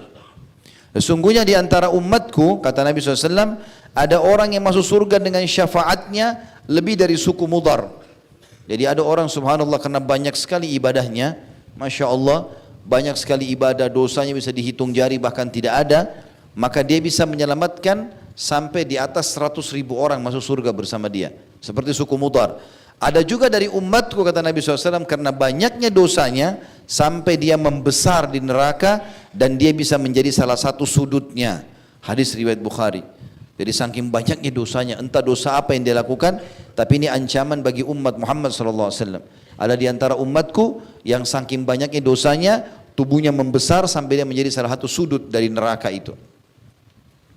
Abu Hurairah juga berkata radhiyallahu anhu, Nabi SAW bersabda, jarak antara dua pundak orang kafir di neraka sejauh perjalanan 3 hari bagi pengendara yang cepat. Hadis ini riwayat Bukhari Muslim. Ahli neraka teman-teman yang paling ringan siksaannya, ini yang paling ringan. Berarti antum bisa bayangkan yang paling berat seperti apa. Dikatakan bahwasanya Nabi SAW bersabda dari Nu'man bin Bashir radhiyallahu anhu, beliau mengatakan, aku mendengar Nabi SAW bersabda, inna ahwana ahlin nari adzaban yaumal qiyamah rajulun tudau fi akhmasi qadamaihi jamratun yagli minha dimaguh. Penghuni neraka yang paling ringan azabnya pada hari kiamat ialah seseorang yang pada cekungan telapak kakinya diletakkan batu bara dari api neraka yang sudah cukup membuat membuat otaknya mendidih. Hadis ini diriwayatkan Bukhari. Ya, kita mungkin teman-teman bisa bayangkan kalau kita injak bara api, paling kaki kita yang kesakitan, panas. Mungkin ada panasnya, demam di badan, tapi nggak ada otaknya orang mendidih. Cuma kalau neraka jahanam, bara api itu bisa membakar sampai ke otaknya mendidih. Di dalam hadis yang lain, kata Nabi SAW dari Abu Sa'id Al-Khudri radhiyallahu anhu, inna adna ahlin nari adaman yanta'ilu bina'alaini min nar, yagli dimaguhu min hararatin alaihi. Ahli neraka yang paling ringan siksanya adalah yang dipakaikan padanya 2 sendal dari api neraka yang membuat otaknya mendidih karena panasnya sendal tersebut. Di neraka juga ada tingkatan-tingkatan siksaan tergantung daripada apa yang mereka lakukan, ya, sesuai dengan kadar dosa. Disebutkan dalam hadis Samurah bin Jundab radhiyallahu anhu bahwasanya Nabi SAW bersabda, minhum man ta'khudhuhu an-naru ila ka'bai, ada di antara mereka yang terbakar sampai kedua mata kakinya. Wa minhum man ta'khudhuhu an-naru ila rukbatai, ada yang terbakar sampai kedua lututnya. Wa minhum man ta'khudhuhu an-naru ila huzzatihi, ada di antara mereka yang terbakar, yang direnggut sampai ke pusarnya. Wa minhum man ta'khudhuhu ila unuqihi, ada yang terbakar sampai ke lehernya. Wa minhum man ta'khudhuhu an-naru ila tarquwatihi, ada di antara mereka yang dibakar sampai ke dadahnya. Dan hadis ini sahih diriwayatkan Imam Muslim. Teman-teman sekalian, di neraka, ahli neraka akan menangis. Dan tangisan ini menunjukkan penyesalan mereka. Di dunia umumnya orang kalau menangis, merintih, kesakitan, mungkin orang yang menyiksanya akan punya toleransi. Tapi di akhirat sudah tidak bisa lagi. Dia menangis dan tidak akan berguna bagi dia tangisannya itu. Disebutkan dalam banyak ayat Al-Quran, ya. Di antaranya di dalam surah Hud ayat 106, A'udzubillahi minasyaitonirrajim, fa ammal ladzina syaqu fa finnari lahum fiha zafirun wa syahiq. Maka adapun orang-orang yang sengsara maka tempatnya dalam neraka dan di sana mereka mengeluarkan dan menarik nafas dengan merintih. Jadi saking sakitnya, hembuskan nafas sakit, tarik nafas juga sakit. Di dalam hadis Abdullah bin Amr mengatakan radhiyallahu anhu, ahli neraka memanggil malaikat, tetapi mereka tidak menjawab panggilan mereka selama 40 tahun. Tolonglah wahai Zabaniya, penjaga neraka, tolonglah minta kepada Allah meringankan buat kami 1 hari saja. 40 tahun mereka merengek-merengek, tidak dijawab. Kemudian mereka setelah 40 tahun mendengarkan jawaban malaikat. Malaikat mengatakan sesungguhnya kalian menetap selamanya, enggak ada toleransi. Maka kemudian mereka memohon kepada Rabb mereka sambil memanggil Allah, ya Allah tolonglah kami, selamatkan kami. Padahal Allah sifatnya maha penyayang. Tapi kalau sudah masuk neraka, subhanallah, Allah tidak menjawab mereka seumur dunia. Seumur dunia, miliaran tahun. Allah menyebutkan dalam Al-Quran, dalam surah Mu'minun 104, Rabbana akhrijna minha fa in udna fa inna zalimun. Ya Rabb kami, keluarkan kami dari neraka jahanam ini, kembalikan kami di dunia lagi, agar kami bisa mengerjakan kebaikan. Kalau kami kembali kepada kekafiran, sungguh kami termasuk orang-orang yang zalim. Ternyata setelah seumur dunia, sekian miliar tahun, baru Allah jawab. Apa yang Allah jawab? Allah sebutkan di Al-Mu'minun 108, lanjutan tadi. 107 mereka panggil Tuhan mereka, 108 Allah jawab, qala khsa'u fiha wa la tukallimun. Allah pun menjawab, tinggallah dengan hina di dalamnya dan jangan kalian berbicara denganku.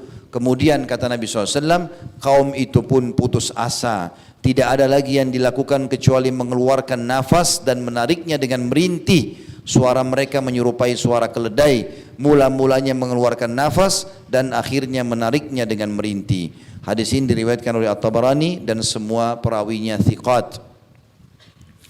Juga Nabi SAW bersabda dalam hadis yang lain, inna ahlan nar la yabkun. Ketahuilah penghuni neraka pasti akan menangis sepanjang waktu. Hatta law ujriyatis sufunu fi dumu'ihim lajarat. Kalau seandainya perahu mau dijalankan di atas air mata mereka, maka akan jalan air mata itu.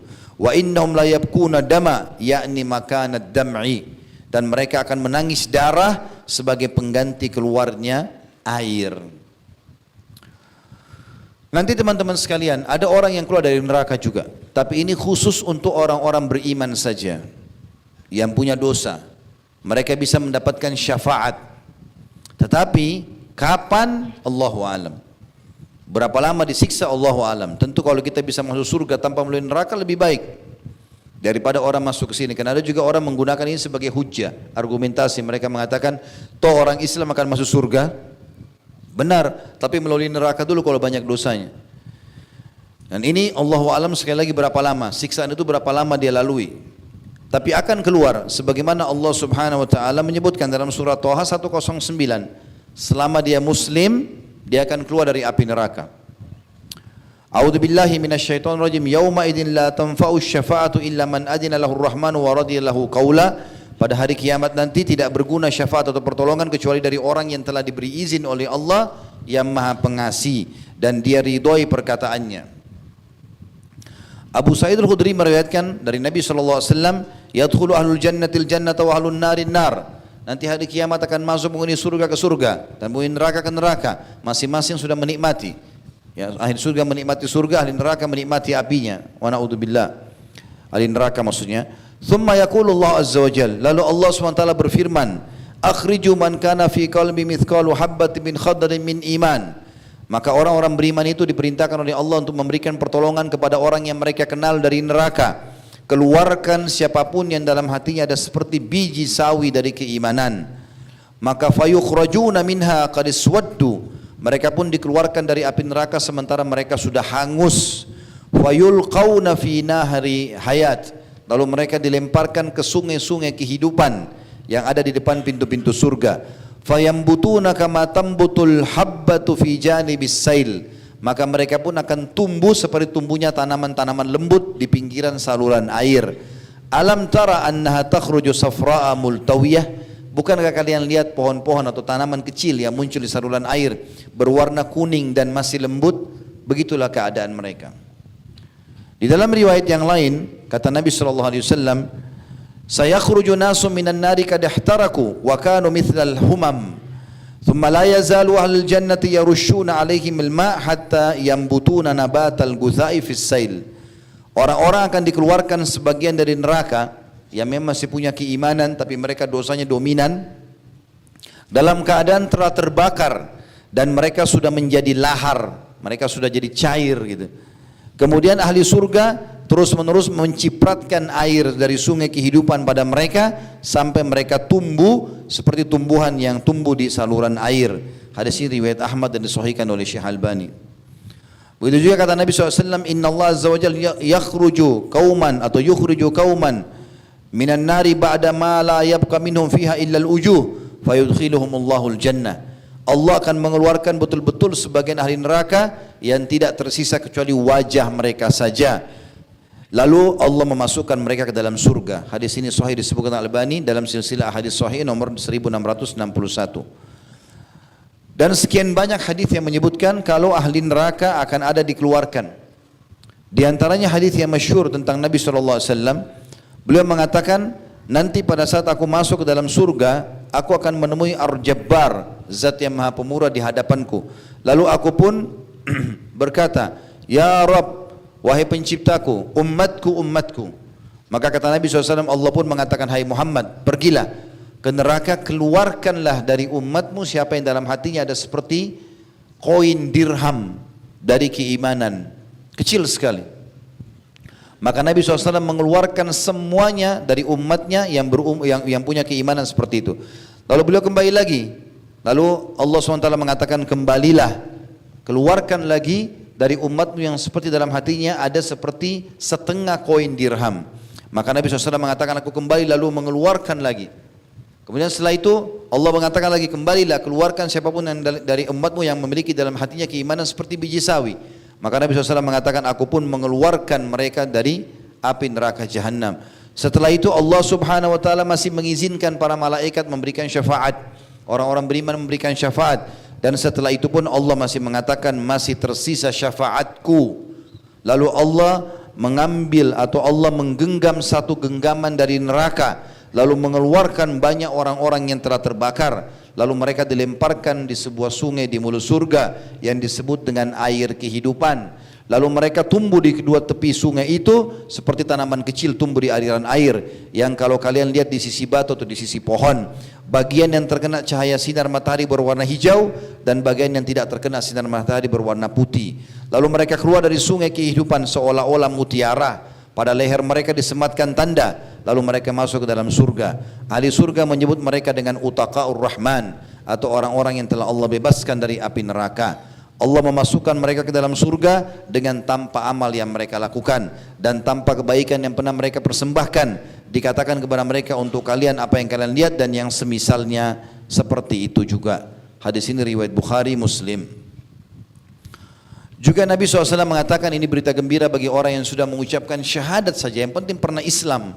Makanya Allah bilang dalam Al-Quran, wala tamutunna illa wa antum muslimun. Kata kuncinya jangan meninggal kecuali dalam keadaan Islam. Syahadat aja, yang penting dia tidak benar rusak, sudah ada jaminan masuk surga. Tapi Allahu alam berapa lama di neraka. Dikatakan dari riwayat, Nabi SAW mengatakan, yaqulullahu azza wa jal, Allah yang maha suci dan maha purna berfirman, akhriju minan nari man dzakarani yawman wa khafani fi maqam. Keluarkan dari api neraka, kata Allah, siapapun yang pernah mengingatku pada suatu hari atau takut kepadaku di suatu tempat. Artinya akan dikeluarkan semuanya, ya, siapapun yang Allah inginkan dari api neraka itu. Dalam riwayat lain kata Nabi SAW, yakhruju minan nari arba'ah. Allah akan mengeluarkan dari api neraka 4 orang. Fayu'raduna 'ala Allah azza wa jalla fayaltafitu ahaduhum fayaqul ay rabbi kuntu arjuka id akhrajtani minha alla tu'idani fiha fayunjiyahu Allah minha. Maka dua orangnya di dalam riwayat lain disebutkan, ini menguatkan riwayat ini, dua orangnya Allah Subhanahu wa taala mengatakan, loncatlah ke ke dalam api neraka itu. Maka dua-duanya loncat ke api neraka karena perintah Allah. Ya. Maaf, begini riwayatnya. Kata Nabi SAW, Allah berfirman, Allah akan mengeluarkan 4 orang dari api neraka. Kemudian Allah pun bertanya ya kepada mereka, gitu. Apa yang kalian minta? Maka yang 2 mengatakan, aku meminta ya Allah, kalau engkau kembalikan aku ke dalam api neraka, maka engkau tidak membiarkan aku terbakar dengan api itu. Maka Allah pun mengabulkan, keduanya kembali ke api neraka sementara dia tidak rasakan lagi panasnya. Lalu yang 2 lagi, Allah tanya, kenapa kalian tidak meminta? Mereka mengatakan, ya Allah, kami tidak ingin lagi setelah engkau keluarkan dari api neraka, engkau kembalikan kami ke sana. Maka Allah pun memasukkan keduanya ke dalam surga. Oleh karena itu ulama mengatakan, teman-teman sekalian, harusnya kita faham kalau Allah Subhanahu wa taala itu memberikan sesuai dengan kadar permintaan kita. Minta yang terbaik, jangan minta selalu membatasi. Sampai hal-hal yang tidak baik pun, misalnya satu kesusahan atau apa, jangan diminta. Kata Nabi SAW, jangan kalian meminta kematian, jangan minta mati. Ya, kalau sudah sakit parah, bangkrut usaha, stres berat, jangan minta kematian. Kata Nabi SAW, jangan berharap mati. Tapi kalau kalian betul-betul sudah tidak tahan, bilang, ya Allah, hidupkan aku kalau kehidupan lebih baik bagi aku. Dan ya Allah, matikan aku kalau kematian lebih baik bagi aku. Ini selalu Islam ajarkan itu ya. Waktu Nabi SAW mau pergi ke Khaybar, mau berperang, teman-teman sekalian, sudah jelas-jelas mau berperang depan mata. Dan Nabi sudah janjikan kemenangan. Lalu sahabat berteriak, Allahu Akbar, Allahu Akbar. Orang Yahudi ketakutan dengar takbir itu. Apa kata Nabi SAW? La tatamannau liqa'al adu. Jangan kalian berharap bertemu musuh. Berharap musuh dengar, ketakutan lari. Tapi kalau kalian bertemu, kokohkanlah kaki-kaki kalian. Jadi memang kita tidak boleh teman-teman minta seperti, ya Allah, masukkan saja aku ke dalam neraka kalau kau mau ya Allah. Loh iya.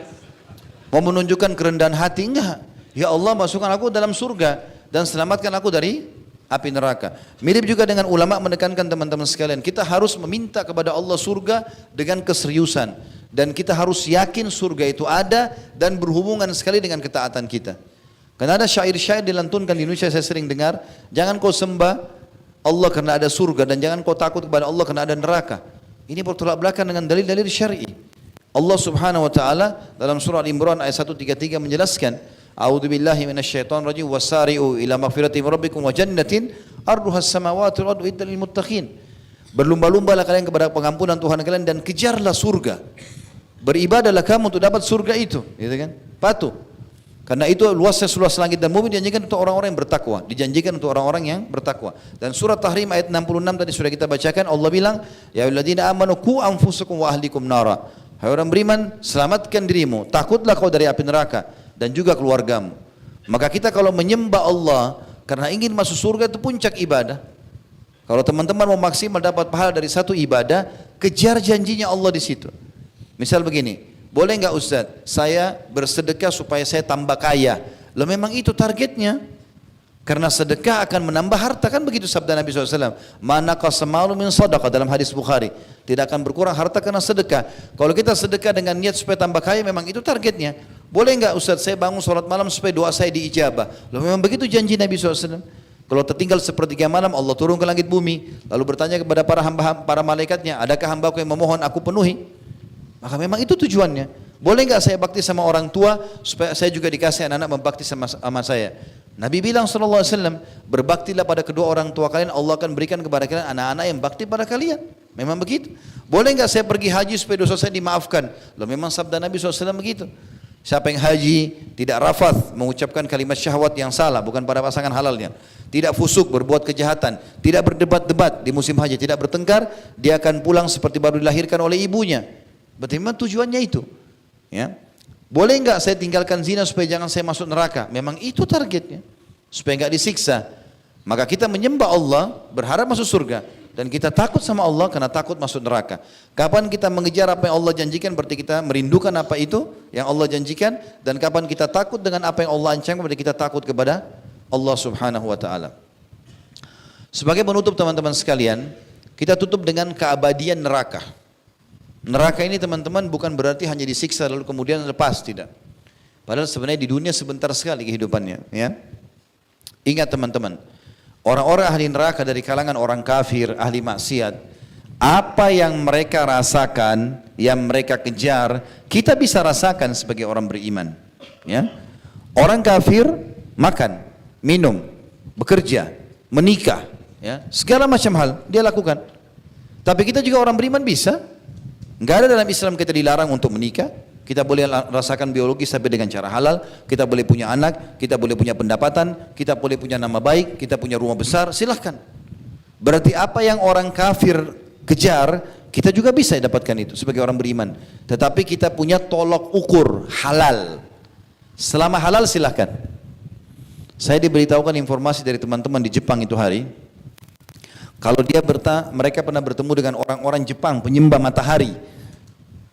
Kalau mereka masuk supermarket teman-teman sekalian, mereka temukan ada makanan kaleng. Makanan kaleng itu ada label halalnya, orang Jepang sendiri beli. Pernah ditanya sama orang-orang muslim di sana, kenapa anda beli ini? Dia bilang kalau ada label ini berarti lebih terjamin kualitasnya. Mereka sendiri tahu halal itu bagus. Orang Islam dilarang makan kecuali halal dan thayyib. Halal yang Allah bolehkan dan thayyib berkualitas. Ayam halal, tapi kalau sudah rusak tidak thayyib lagi, jadi haram, nggak boleh. Ya. Maka kita ini teman-teman sekalian sebagai orang beriman nyaman sekali kok. Karena semua yang diperlukan di dunia, makan, minum, biologis, punya rumah, punya pekerjaan, punya harta banyak, silahkan. Tapi konsepnya halal. Islam tidak larang itu. Orang kafir juga rasakan itu, tapi mereka tidak kenal namanya halal haram. Semuanya boleh bagi mereka. Di akhirat kita dapat surga yang abadi, di akhirat mereka dapat neraka yang abadi. Yang mana antum pilih? Kenapa masih banyak generasi muda muslim yang jadikan orang kafir sebagai idolanya? Untuk apa? Apa yang didapatkan dari mereka? Kehidupannya sama sekali jauh dari agama. Kita tutup teman-teman sekalian dengan keabadian api neraka. Disebutkan dari hadits Ibnu Umar radhiyallahu anhu bahwasanya Nabi SAW bersabda, "Idza sara ahlul jannati ilal jannah wasara ahlun nari ilan nar." Kalau penghuni surga sudah ke surga dan penghuni neraka sudah ke neraka. Dikatakan utiya bil maut, didatangkanlah kematian. Hatta yuj'al bainal jannati wan nar thumma yuzbah. Lalu didatangkan di antara surga dan neraka. Lalu kemudian disembelihlah kematian itu. Dalam riwayat lain dikatakan, riwayat sahih juga ini sama-sama riwayat Imam Muslim. Kata Nabi SAW, nanti akan malaikat memanggil seluruh penghuni surga sambil berkata, wahai penghuni surga. Dan mereka semua mendengar suara malaikat itu. Lalu mereka semua mengarahkan mata mereka ke satu arah, di mana mereka bisa melihat. Maka dipanggil penghuni neraka, wahai penghuni neraka. Maka mereka pun akhirnya balik ke sana. Dan mereka khawatir, mungkin ada tambahan siksaan. Lalu mereka melihat ke arah suara itu. Lalu kemudian malaikat itu mengatakan atau didatangkan di sebelahnya seekor domba, diperumpamakan seekor domba didatangkan. Lalu kemudian malaikat mengatakan, apakah kalian kenal ini? Mereka serentak mengatakan, ya kami kenal itu. Ya kami kenal itu. Itu adalah maut, kematian, diperumpamakan seperti domba. Maka malaikat itu pun menyembelih domba tadi. Setelah disembelih, maka berkatalah malaikat tadi, ya ahlal jannah la maut. Wa ya ahlan nar la maut. Wahai penghuni surga, mulai hari ini enggak ada lagi mati. Wahai penghuni neraka, mulai hari ini enggak ada lagi mati. Fayazdadu ahlul jannati farha ila farahihim, maka ahli surga bertambah gembira, wa yazdadu ahlin nari huznan ila huznihim, dan ahli neraka akhirnya menambah atau bertambah menjadi sedih di atas kesedihan mereka. Saya ingin menambahkan 1 menit saja teman-teman sekalian. Ada juga disebutkan oleh sebagian ulama, tentu semua perlakuan-perlakuan buruk ya, dosa-dosa terutama dosa besar, durhaka sama orang tua, apalagi syirik, membunuh, berzina, riba. Kalau orang tidak bertaubat ini bisa masuk ke neraka dia. Tetapi ada dosa teman-teman, atau dosa-dosa ini kalau kita lakukan, semua dosa-dosa besar pun kalau kita lakukan, masih ada kemungkinan Allah maafkan di hari kiamat di timbangan amal. Dikatakan oleh Nabi SAW, tahta masyiatillah, kecuali syirik. Apa itu syirik? Menyekutukan Allah, ya. Mempartnerkan Allah dengan makhluk. Bagaimana menggambarkan ini? Orang-orang Mekah dulu, Quraisy, Abu Jahal, Abu Lahab, itu terkenal dengan orang-orang musyrik, ya. Kenapa mereka musyrik? Apa maksudnya? Apa bedanya sama kafir nih? Ada beda ya? Musyrik itu orang beriman kepada Allah. Karena dulu Abu Jahal, Abu Lahab yakin Ka'bah itu rumahnya Allah. Mereka yakin itu. Makanya mereka menjaga Ka'bah. Mereka memuliakan Ka'bah. Mereka tahu haji itu adalah ibadah, ajarannya Nabi Ibrahim alaihissalam. Cuma mereka berbuat syirik. Apa syiriknya? Didatangkan patung, lalu mereka anggap patung ini perantara antara mereka sama Allah. Jadi mereka minta dulu sama patung, baru minta sama Allah. Gara-gara itu dicap syirik. Dan gara-gara itu Nabi SAW diutus oleh Allah Subhanahu Wa Taala. Hati-hati dengan syirik ini. Banyak contoh-contohnya. Makanya waktu pembebasan kota Mekah, yang paling pertama Nabi SAW lakukan, beliau tawaf, kumpulkan semua orang Quraisy, ya. Kemudian beliau mengelilingi patung-patung tersebut lalu memukul dengan tongkat-tongkatnya. Ada di antara patung-patung bahkan belum disentuh dengan tongkat Nabi sudah hancur sendiri. 360 patung di dekat Ka'bah. Terakhir patung Hubal, patung yang paling besar. Itu patung Hubal teman-teman dulu di Mekah, cirinya diikat sama rantai dari atas sampai bawah. Patungnya besar, patung nggak bisa bergerak, nggak bisa apa. Tapi mereka buat begitu. Lalu mereka sebarkan isu, siapapun yang melihat ke Hubal matanya rusak. Maka mereka segan kalau lewat depan Hubal. Dan mereka takut kalau menggunakan sumpah atas nama Hubal ini. Itu patung terakhir yang Nabi hancurkan. Sudah 359 patung terakhir datang ke Hubal. Orang-orang Quraisy semua melihat, ketakutan mereka. Maka Nabi SAW colok matanya Hubal dengan tongkat beliau sambil membaca, wa qul ja'al haqqu wa zahaqal batil innal batila kana zahuqa. Sesungguhnya kebenaran sudah datang dan kebatilan akan hancur, dan pasti batil itu akan hancur. Lalu goncang Hubal. Nabi colok mata yang satunya, goncang, jatuh, pecah, hancur. Pada saat itulah Quraisy baru yakin, oh ternyata kita salah selama ini. Berapa banyak orang di Indonesia bahkan dari kaum muslimin ikut-ikutan masih memelihara dan menjaga patung di rumahnya. Padahal ini patung adalah penyebab kesyirikan. Tidak boleh ada patung. Dan Nabi SAW mengatakan rumah yang ada patungnya dan anjingnya tidak akan dimasuki oleh malaikat. Enggak boleh. Nabi Ibrahim berkata tentang patung, Rabbi innahudna adlalna katsiran minan nas. Ya Allah, patung ini paling banyak menyesatkan manusia. Coba bayangkan teman-teman. Uniknya patung ini, dia yang pahat, dia yang ukir matanya, ukir mulutnya, ukir hidungnya, dia yang warnai, dia yang kasih nama, dia yang pikul di tempat yang dia mau sembah. Kalau rusak dia perbaiki. Lalu dia panggil Tuhan. Tuhan dari mana? Makanya Amr bin Jamuh radhiyallahu anhu waktu mau masuk Islam, dia punya patung di rumah, dia hormati sekali. Tiap hari dikasih minyak wangi, tiap hari dia taruh sesajen di depannya. Anak-anaknya sudah masuk Islam. Sudah paham anak-anaknya. Iya ya, kenapa kita sembah berhala nih? Patung nggak bisa ngomong, nggak bisa bicara segala macam. Mereka tahu ayahnya ini bersikeras, sudah sangat fanatik, nggak mau ninggalin.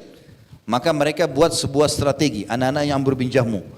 Mereka ambil patungnya Amr bin Jamuh, malam-malam dicuri pada saat dia tidur, kemudian ditaruh di kotoran, di tempat kotoran hewan, kotor. Ya. Lalu Amr bin Jamuh bangun pagi-pagi dia mau sembah Tuhannya, nggak ada. Cari-cari ditemukan di tempat kotoran. Marah dia, siapa yang beginikan Tuhan saya? Anak-anaknya pada ketawa di belakang, tahu ini. Diambil sama dia, dimandikan patung itu. Dibersihkan, kemudian ditaruh minyak wangi. Lalu dia taruh ya di atas lehernya pedang. Di lehernya patung itu. Lalu dia bilang, hai Tuhan, kalau ada yang ganggu kau lagi nanti malam, lawan pakai pedang ini. Iya, begitu ceritanya. Maka malam hari dia tidur, anaknya datang ambil lagi patung itu. Ditaruh lagi di kotoran sampah yang sama, kotoran hewan ini. Ya.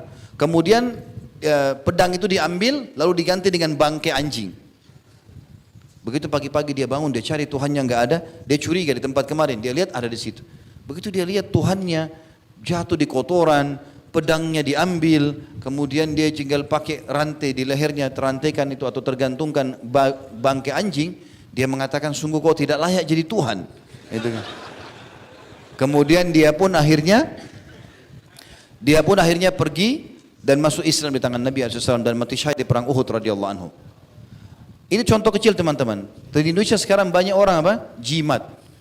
Batu kecil digantung di badannya lah, apa di lehernya, ini di rumahnya. Ini tidak boleh teman-teman. Bergantung seorang muslim hanya kepada Allah Azza wa Jalla. Para sahabat kalau sendalnya putus, angkat tangan ke langit. Ya Allah, sendal saya putus, gantikanlah. Sampai masuk ke medan perang. Ini semalam waktu kita bahas dahsyatnya dua saya sudah jelaskan. Sampai masuk ke medan perang di Uhud, di Badar, di Hunain, di Tabuk, di pembebasan kota Mekah. Nabi SAW kalau sudah motivasi pasukan mau perang, Nabi bilang apa? Bangunlah menuju kepada surga Tuhan kalian. Mati, ayo. masuk ke surga yang luasnya seluas langit dan bumi. Enggak pernah Nabi kasih kertas, suruh tempel di badan, ya supaya kebal. Bukan kebal, mati syahid, cari mati. Untuk apa kita pakai kebal-kebal ini? Apa gunanya? Bahaya sekali. Dan banyak orang di Indonesia tertipu karena menulis pakai tulisan Arab. Tidak semua tulisan Arab Al-Quran. Ya, hati-hati teman-teman. Ini banyak sekali terjadi. Berapa kali kami lihat dan kami temukan di masyarakat, di tengah-tengah pengajian kami akhirnya mereka berikan, ini loh Ustaz, apa ini? Benar gak ini? Ternyata tulisan bahasa Arab. Terpengaruh. Gara-gara bahasa Arab dianggap itu sudah bagus. Tidak semua. Dukunnya itu juga pintar. Kalau dia tahu kita mayoritas orang Islam, dia pakai juga tulisan Arab supaya kita terkelabui. Ya. Saya pernah temukan di rumah seseorang ditempel kertas bahasa Arab. Mohon maaf teman-teman, saya 7 tahun belajar di Madinah. Dari SMA sampai S1. Tiap hari dengar bahasa Arab, saya tidak tahu apa tulisan itu. Bolak-balik saya baca, apa ini? Tidak bisa baca. Masa ada bahasa Arab saya nggak bisa baca? Kayaknya nggak mungkin gitu. Setelah saya perhatikan baik-baik, mungkin 10 menit. Oh ternyata bahasa Indonesia yang diarabkan. Ya. Jadi ini adalah kata-kata kalau ditempel di rumah tidak akan masuk pencuri. Ya, ini kalau ditempel di usaha akan laris dan segala macam hal. Begitu bahasanya. Dan ini mengambil keberkahan dari 7 orang Ashabul Kahfi. Disebutkan nama-namanya. Namanya aneh-aneh gitu. Nama ini tidak pernah dalam Al-Quran, tidak pernah dalam hadis disebutkan. Nama ini, dan ini nama anjingnya. Subhanallah, saya bilang sama orang yang punya toko itu, ini waktu antum tempel, siapa tempel? Dia bilang ayah saya. Saya tanya, semenjak ditempel, pernah nggak ada pegawai mencuri? Banyak yang mencuri. Banyak yang mencuri. Tertipu dengan itu. Jangan teman-teman pakai begini. Mau usaha laris gampang, mudah. Modalnya halal, sistemnya halal, ya. Kemudian juga produknya halal, demi Allah laku. Sahabat Nabi sudah praktikin itu, jadi kaya raya. Saya juga terjun di bidang bisnis. 3 resepnya, modalnya halal, jangan dari uang riba, jadi penipuan dan segala macam. Yang kedua sistemnya halal, jangan ada zaliman, jangan ada gharar, jangan ada sistem yang diharamkan. Dan produknya halal, laku, nggak ada masalah. Nggak usah pakai tempel-tempel ini, panggil jin, panggil segala macam. Kita nggak usah lintas alam, ya. Itu panggil jin, lintas alam, nggak perlu. Jin itu teman-teman lebih di bawah manusia, manusia di atas mereka. Makanya semua nabi-nabi 124 ribu nabi, diantaranya 313 rasul dari manusia, nggak ada dari jin. Iya, Nabi SAW tidak pernah pakai jasa mereka. Nabi nggak pernah pakai khadam, nggak ada khadamnya Nabi. Nabi nggak pernah bilang, ini loh khadam saya jin ini namanya, hormati ya, nggak pernah. Nggak pernah ada riwayat. Sahabat Abu Bakar, Umar, Utsman nggak pernah dinukil masalah itu. Mereka nggak pakai jin. Jin yang datang ke Nabi dinukil adalah jin Nusaybin. Wilayah Nusaybin, wilayah Irak 1 kali saja. Datang, mereka baca, dengar Quran, mereka masuk Islam, mereka pulang jadi da'i di kaumnya. Tidak pernah lagi Nabi bahas mereka. Sekali saja itu. Itu saya sudah sebutkan di kajian sirah tentang masuk Islamnya jin Nusaybin. Sebelum kejadian Isra dan Mi'raj. Setelah itu tidak pernah lagi. Maka teman-teman untuk apa ini pergi ke alam-alam ini? Itu alamnya pada dukun ini kesyirikan. Dan Allah mengatakan di hari kiamat, perhatikan baik-baik surah An-Nisa, 2 kali Allah ulangi. Di ayat 40 sekian dan di ayat 100 sekian. A'udzubillahi minasyaitonir rajim. Innallaha la yaghfiru an yushraka bihi wa yaghfiru ma duna dzalika liman yasha.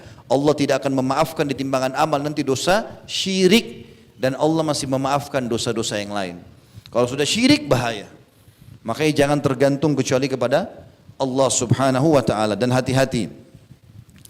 Teman-teman sekalian, juga ada hadis yang menjelaskan tentang masalah bahayanya ini bagi akhwat kita yang masih tidak mau, ya, menutup auratnya, hati-hati. Dan juga bagi orang yang suka berbuat zalim. Ini ahli neraka. Kata Nabi SAW, simfani min ahli nar, 2 golongan termasuk ahli neraka. Lam arahuma, aku tidak lihat mereka di zaman hidupku. Di zaman Nabi belum ada ini 2 golongan. Yang pertama, qaumun ma'hum siyatun ka'adnabil baqari yadribunan bihan nas. Kaum yang membawa cambuk-cambuk seperti ekor-ekor sapi yang memukul-mukul orang karena kezaliman. Kata sebagian ulama hadis, ini adalah pengawal-pengawal raja zalim, mengambil paksa hak masyarakat. Ini terjadi di zaman-zaman dulu. Yang kedua, ini bagi muslimah, ingatkan baik-baik, laki-laki di sini yang masih punya ibu tidak tutup aurat, saudarinya, anaknya, istrinya. Kata Nabi SAW, wa nisaun kasiyatun ariyatun mumilatun mailatun ru'usuhunna ka'asnimatil bukhtil ma'ila la yadkhulnal jannata wa la yajidna rihaha wa inna riha la tujadu min masirati kada wa kada. Ya. Dan golongan kedua selain orang yang tadi bawa cambuk itu adalah perempuan-perempuan yang berpakaian tetapi telanjang. Apa maksudnya berpakaian tapi telanjang? Ketat. Ya. Karena wanita-wanita yang pakai baju ketat, celana ketat, baju kaos ketat, ini sama saja tidak pakai baju. Ya kan? Karena orang tahu lengkukan badannya, bedanya cuma di warna. Pakai baju misalnya baju warna putih atau biru, ya itu warnanya. Tidak pakai baju ya warna lain kulitnya. Tetapi orang sudah tahu lengkukan badan dan membuka aurat ada dua. Membuka badan yang Allah suruh tutup atau memang membentuknya sehingga kelihatan lengkungan itu dan membuat orang lain terganggu. Kata Nabi SAW, perempuan-perempuan yang berpakaian tetapi telanjang, condong dan mencondongkan. Maksudnya memang dia keluar rumah niat mau menggoda supaya dapat pasangan yang haram dan dia juga digoda kena penampilannya.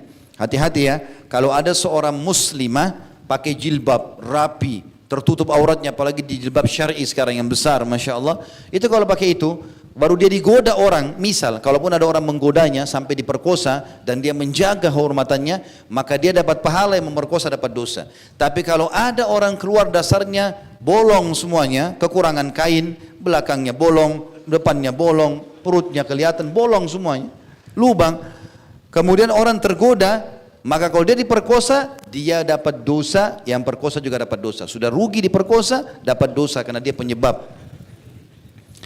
Kepala mereka seperti punuk unta yang condong. Sebagian ulama hadis mengatakan rambutnya di kiri kanankan untuk menggoda orang. Atau kalau zaman sekarang di blow tinggi, ya, untuk menggoda orang. Kadang-kadang seperti burung, ya, melengkung ke atas untuk menggoda orang. Ya. Wanita-wanita tersebut tidak akan masuk surga dan tidak mencium aromahnya. Padahal aromahnya benar-benar tercium dari jarak demikian dan demikian. Hadis ini hadis sahih diriwayatkan oleh Imam Muslim. Maka hati-hati teman-teman sekalian, tentu banyak, saya bilang tadi semua dosa bisa menjadi penyebab masuk ke neraka. Tetapi dosa ini berbeda. Dosa-dosa ini sangat berat, maka hati-hati teman-teman sekalian. Allahu a'lam. Semoga Allah selamatkan kita dari api neraka dan menjadikan kita sebagai ahli surga dengan izin Allah Subhanahu wa taala. Baik, kita tutup doa kepada Allah Subhanahu wa taala, semoga majelis kita diberkahi olehnya dan dijadikan sebagai tambahan amal kita pada hari kiamat. Semoga seluruh amal yang pernah kita kerjakan tidak terkecuali sunnah ataupun wajib, semuanya diterima dengan pahala yang sempurna, baik yang sudah kita lakukan, yang sedang kita lakukan dan akan kita lakukan sampai menjelang ajal datang nanti. Dan semoga seluruh dosa tidak terkecuali yang pernah kita kerjakan sengaja atau tidak sengaja, ataupun besar dan kecil, nyata ataupun samar-samar, semuanya diganti oleh Allah dengan kemakmurannya menjadi pahala. Kita selalu berdoa agar Indonesia menjadi negara yang aman, tentram, damai, seluruh umat Islam di bawah naungan ukhuwah Islamiyah dan diangkat perselisihan di antara mereka dan dalam ibadah mereka kembali kepada Al-Quran dan Sunnah. Dan semoga Allah mengaruniakan kita pemimpin muslim yang adil, kembali kepada Al-Quran dan Sunnah, yang akan memakmurkan Indonesia dan seluruh masyarakat yang mendapatkan haknya. Dan semoga Indonesia menjadi contoh bagi negara-negara yang lain. Dan semoga Allah yang Maha Kaya melunasi utang negara ini dengan semudah-mudahnya. Dan semoga Allah Subhanahu wa taala menolong saudara-saudara kita di Palestina, di Syria, di Yaman, di Irak, di Myanmar, di Ahsa dan di China sekarang yang sedang tertindas. Semoga Allah ikhlaskan niat mereka, terima para syuhada mereka, mulakan Islam di tangan mereka dan tangan kita semua, dan semoga Allah ikut sertakan kita bersama mereka di pahala, baik dengan doa, dengan harta juga dengan jiwa kita. Dan semoga Allah dengan kemahamurahannya menyatukan kita semua di surga firdausnya tanpa hisab, menyatukan kita dalam majlis ilmu yang mulia ini. Wassalamualaikum walhamdulillahi rabbil alamin. Subhanakallahumma bihamdika asyhadu an la ilaha illa anta astaghfiruka wa atubu ilaik. Wassalamualaikum warahmatullahi wabarakatuh.